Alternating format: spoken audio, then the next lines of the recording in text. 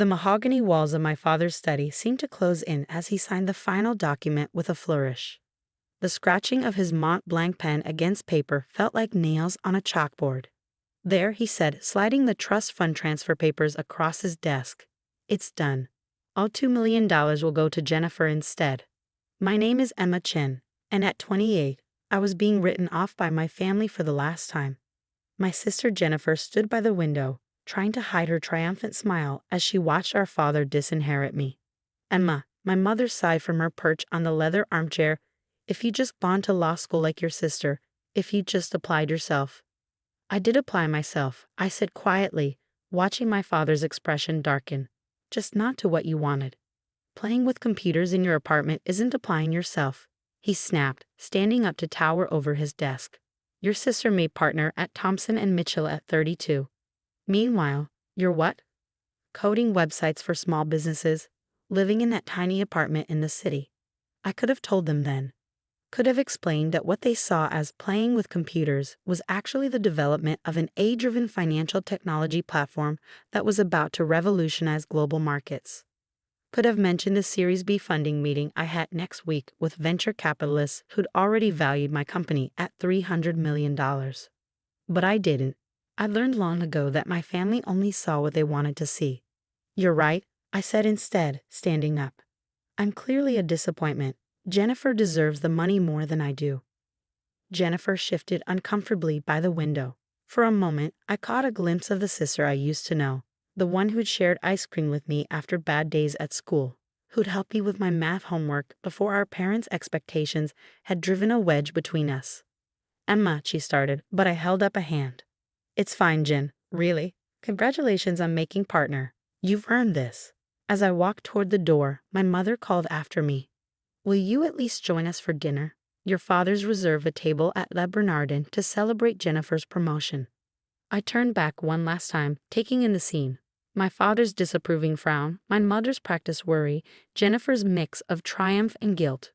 The study walls were lined with law degrees and bar association awards. Not a single photo of me or my accomplishments in sight. I have a meeting, I said, but enjoy dinner. The drive back to the city gave me time to think. The trust fund had never been about the money. I had more than enough of my own now. It was about what it represented. My parents had set up identical trusts for Jennifer and me when we were born, meant to be released on our 33rd birthdays. But a clause allowed them to redirect the funds if they felt one of us was failing to live up to the family standards. My phone buzzed with a text from Maya, my CTO. VCs moved the meeting up to tomorrow. You ready? I smiled, thinking about the presentation we prepared. More than ready, I typed back. Time to change the game. When I reached my apartment, the tiny space my father had sneered at, I kicked off my heels and walked straight to my home office. The wall-mounted screens displayed real-time data from our AI system's latest test run. Numbers scrolled past, each one representing another successful prediction, another validation of what we built.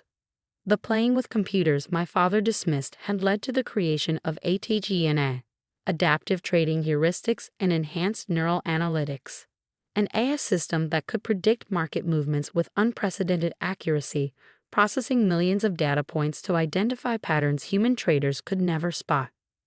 My phone buzzed again. This time it was Jennifer. I'm sorry about Dad, her text read. You know how he gets. The trust fund doesn't matter anyway, right? You're doing fine with your computer stuff. I stared at the message, noting how even Jennifer's attempt at kindness came with a subtle dismissal of my work. Thanks, Jen, I replied. Enjoy dinner. Turning back to my screens, I pulled up the pitch deck for tomorrow's EC meeting. The numbers were staggering. Our beta testing had shown aita outperforming traditional trading algorithms by 312%. Major banks were already quietly reaching out, hoping to get early access to the technology. A soft chime announced an incoming video call from Maya. Her face appeared on one of the screens, her usual energy somewhat subdued.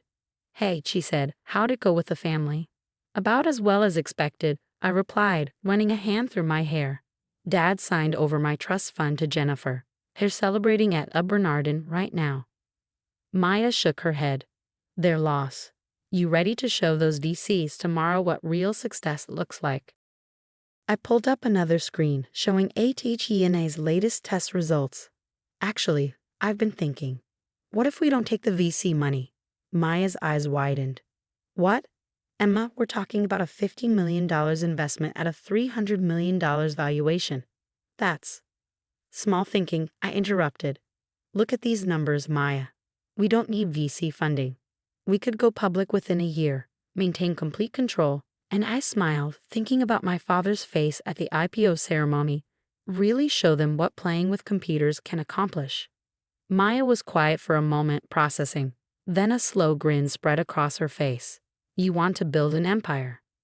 I want to build something that even my father can't dismiss, I corrected. Something that changes the way the entire financial world operates. Your father's a corporate lawyer, Maya pointed out. Wouldn't he have heard about ATHENI if it's as revolutionary as we think? I laughed. Maya, my father still uses a BlackBerry and thinks coding is something you learn at a community college. He hasn't heard about ATHENA because he's never bothered to ask what I actually do. His loss, Maya said firmly. So what's the play?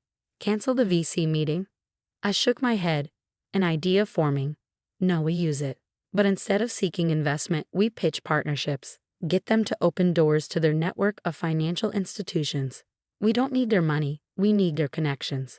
6 months after being disinherited, I stood in our new office space in downtown Manhattan, watching our team of engineers work on ATENA's final testing phase. The floor-to-ceiling windows offered a perfect view of the financial district, the same institutions that would soon be revolutionized by our technology. Emma, Maya called from her workstation, you need to see this. I walked over, coffee in hand, to look at her screen. The latest simulation results were beyond even our most optimistic projections.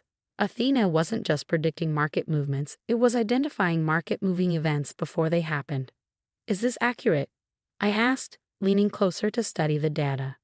Maya nodded, her eyes bright with excitement. Triple verified. The AI spotted patterns in social media, news articles, and trading behavior that predicted the Morgan Stanley merger announcement 3 days before it happened. If this had been real trading instead of a simulation, we would have made billions, I finished. Have you shown this to the compliance team? That's the best part, she said, pulling up another screen. Everything's completely legal. Athena isn't using insider information.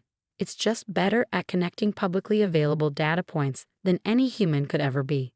My phone buzzed. A text from Jennifer. Hey sis, haven't heard from you in months. Parents are worried. Dad says your phone number at the apartment is disconnected.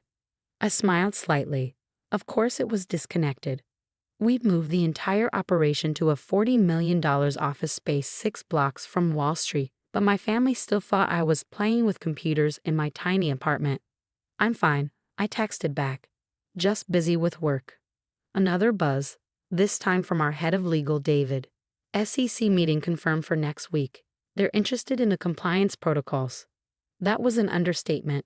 When word had gotten out that we were developing something revolutionary in the fintech space, the SEC had practically begged for a meeting. They wanted to understand our technology before it hit the market. Smart of them, really. Ms. Chen. Our receptionist's voice came through the intercom. There's a Mr. Thompson here to see you. He says he's from Thompson and Mitchell. My heart skipped a beat. Thompson and Mitchell, Jennifer's law firm. One of the largest corporate law firms in the city. Send him in, I said, straightening my blazer. James Thompson himself walked through the door, senior partner and my sister's boss. He looked exactly like the kind of lawyer my father admired. Silver-haired, perfectly tailored suit, exuding old money confidence. Ms. Chen, he said, extending his hand. Thank you for seeing me without an appointment. I hope to forgive the intrusion. But when we heard rumors about what you're developing here. You heard rumors? I asked, gesturing for him to sit. From whom? He smiled diplomatically. Let's just say certain financial institutions are very interested in your technology. They're our clients and they asked us to explore potential relationships. Does my sister know you're here? His smile faltered slightly. Jennifer? No, this meeting is strictly confidential. Though I must admit, I was surprised to learn you were her sister.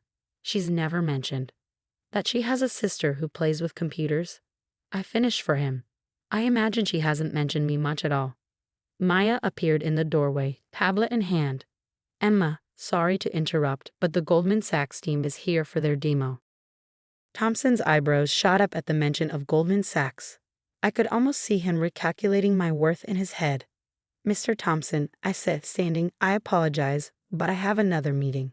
If you'd like to discuss potential relationships, you can contact our legal team to schedule something. Of course, he said, rising quickly. But Ms. Chen, whatever Goldman is offering, we can match it. Thompson and Mitchell represents half the major financial institutions in the city. I walked into the door, feeling a strange satisfaction. It's not about the money, Mr. Thompson. It's about changing the game entirely. I'm sure you understand. After you left, Maya gave me a knowing look. You enjoyed that, didn't you? Maybe a little, I admitted. How long until he tells Jennifer about our little operation here? Given that your sister's firm represents billions in financial interests, I'd say about 5 minutes. Sure enough, my phone buzzed again. Emma, why didn't you tell me? Jim Thompson just came back from your office looking like he'd seen a ghost. What exactly are you working on? I put my phone away without responding. There would be time for family revelations later. Right now, we had a demonstration to prepare for. The Goldman Sachs team was already waiting in our conference room. 5 executives in expensive suits, trying not to look too eager. Their presence here was a coup. Getting Goldman as an early partner would open every door in the financial world. Ladies and gentlemen, I began, standing at the head of the table. What you're about to see will fundamentally change how the markets operate. But first, I need you all to sign these NDAs. The morning of our IPO, I stood in front of my mirror adjusting my suit. Chanel, not that my parents would recognize the difference. The Wall Street Journal sat on my desk, our company's impending public offering splashed across the front page. ATE and AI set to launch biggest tech IPO of the year. Expected valuation, $800 million. My phone had been buzzing nonstop for days. First Jennifer, then my mother. Finally, even my father had tried to reach out. I'd let their messages pile up, unanswered. They'd all be at the ceremony today anyway. The invitations had gone out weeks ago. Ready for this? Maya asked, appearing in my office doorway. She traded her usual tech company casual wear for a sharp business suit. Born ready, I replied, picking up my presentation folder. How's ATE&A performing this morning? Like a dream. The latest analysis shows her predicting market movements with 99.7% accuracy. The trading floor is buzzing. Everyone knows this is going to change everything. We made our way to the stock exchange where crowds had already gathered. Financial reporters lined the entrance, cameras flashing as we approached. I caught snippets of their commentary. Youngest female CEO to take a company public. Revolutionary AI trading technology. Already has contracts with major financial institutions. Inside, the exchange was electric with anticipation. Our team had gathered near the podium, along with representatives from every major bank and financial institution in the city. And there, in the front row, sat my family. My father's face was a study in conflicting emotions, pride warring with regret, confusion battling with awe. My mother kept dabbing at her eyes with a handkerchief. And Jennifer just stared at me like she was seeing her sister for the first time. Emma, my father stepped forward as I approached the podium. We had no idea. No, I said calmly, you didn't, because you never asked. Before he could respond, the exchange president called me to the stage. It was time to start the ceremony. Ladies and gentlemen, I began, my voice carrying across the suddenly quiet trading floor. 3 years ago, I started coding ATGNI in a tiny apartment. People called it playing with computers. They said I was wasting my potential. They couldn't see that I was building the future. My eyes met my father's as I continued. Today, ATGNI processes more financial data in a second than all of Wall Street could analyze in a month. She predicts market movements with near-perfect accuracy, all while operating within strict ethical and legal guidelines. But more importantly, she represents what's possible when you believe in your vision, even when no one else does. The ceremony proceeded according to tradition: speeches, handshakes, the ringing of the bell. But the real moment came when our stock price appeared on the big board. The room erupted in cheers as the numbers soared past our projected opening. By lunch, my personal stake in the company was worth over $300 million, more than 100 times the trust fund my father had signed away. After the ceremony, my family approached hesitantly. Jennifer spoke first. "Emma, I'm so sorry," she said, her lawyer's composure cracking. "All this time, when you tried to tell us about your work." "Save it," I said, but not unkindly. "You all saw what you wanted to see." My father cleared his throat. "Princess, about the trust fund." "Keep it," I interrupted. "Jennifer earned it, just like I earned this. Sometimes the best thing someone can do for you is believe you'll fail. It makes success that much sweeter." "But we're family," my mother protested. "We should have supported you." I looked around at my real family, Maya and our team, the people who believed in the vision when it was just lines of code in a tiny apartment. "You're right, we are family," I said. "Which is why you're all invited to dinner tonight. I've reserved the private room at Le Bernardin. I hear it's a good place to celebrate success." My father's face reddened at the reference to that dinner 6 months ago, but he managed a small smile. "We'd be honored." Later that evening, as my family marveled at our company's technology and success over expensive wine, I thought about the long road that had led here, the nights coding while they thought I was wasting time, the meetings they dismissed as playing with computers, the victory they tried to give to someone else. My phone buzzed, a message from Maya. "Stock closed at double our projected value. You're officially a billionaire." I smiled, watching my father try to explain to his country club friends how his disappointing daughter had built an empire right under his nose. Success, I'd learned, wasn't about proving them wrong. It was about proving myself right. "Emma," Jennifer said, pulling me aside, "I need to tell you something. After Jim Thompson came back from your office that day, I looked up everything I could find about aita. I started buying stock in every company that showed interest in your technology. I believed in you, even if I didn't show it." I raised an eyebrow. "Did you make money?" She grinned. "Enough to pay back that trust fund 10 times over." "Good," I said, "because I'm going to need a lawyer I can trust for our next expansion phase. Someone who understands both technology and family." Her eyes widened. "Are you offering me a job?" "I'm offering you a chance to be part of something bigger than both of us. What do you say, sis? Ready to play with computers?" The next morning, as I walked into our office building, now officially the ATGNA Tower, I passed a young intern working on code in the lobby during her break. She reminded me of myself, back when everyone thought I was wasting time with computers. "Keep at it," I told her. "Sometimes the biggest success stories start in the smallest apartments." She looked up, recognition dawning in her eyes. "Ms. Chen, I read about how you built aita. My parents think I'm crazy for choosing programming over law school. But you have a vision," I finished for her. "Hold on to that. And remember, the people who underestimate you today will be reading about you tomorrow." As I rode the elevator to my office, I thought about legacy. Not the kind my father had tried to force on me, but the kind you build yourself, one line of code at a time. Athena wasn't just changing the financial world, she was proving that success doesn't always look like people expect it to. And sometimes, the best inheritance isn't the one you're given, it's the one you create for yourself.